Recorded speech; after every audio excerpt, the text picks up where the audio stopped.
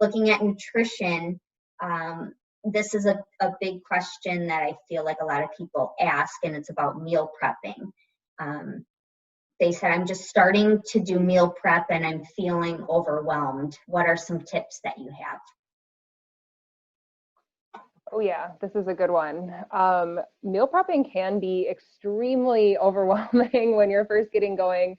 You know, you hear these stories of people spending hours in the kitchen on a Sunday prepping for the week, and it does not have to look like that. In fact, I typically tend to recommend away from that. When we meal prep for that long of time and you're making these extravagant dishes, you are so burnt out of those meals by the time you get to them, by the time you get to your lunches and your dinners, that you don't even want those meals that you spent all this time on. So I always recommend to start with different objects that you can mix and match. So maybe cook a grain, so a quinoa, brown rice, pasta.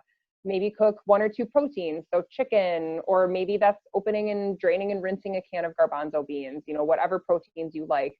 And then prepare some veggies. So I personally like roasting veggies. They go with everything. They're so delicious. But that could even just be, you know, washing, chopping, whatever your vegetables, and then mixing and matching those throughout the week. So what I mean by that is maybe Monday you make a grain bowl with all of those things. You know, you add in some greens, you've added some grains, your veggies, your protein, a dressing, you're good to go. Maybe the next day it's a salad. So you're using a little bit more of a lettuce base rather than a grain base. Maybe you're using a different dressing. The next day, maybe you're rolling it all into a wrap and you're using even different dressing. So all of these things can be mixed and matched.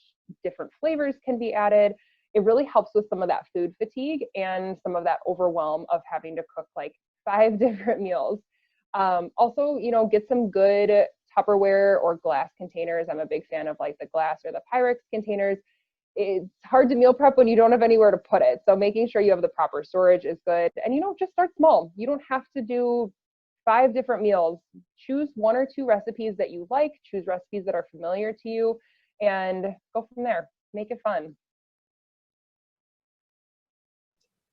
One thing too that I'll just add is, you know, a lot of times I think people are looking to meal prep like those bigger meals or lunches or things, but if that seems overwhelming, like even breakfast can be a good thing to prep, and that's a lot easier, it always seems like. A lot more fewer ingredients, you know, especially just doing some like oatmeal or something. So if you're feeling completely overwhelmed by all of that, breakfast might be a good place to start.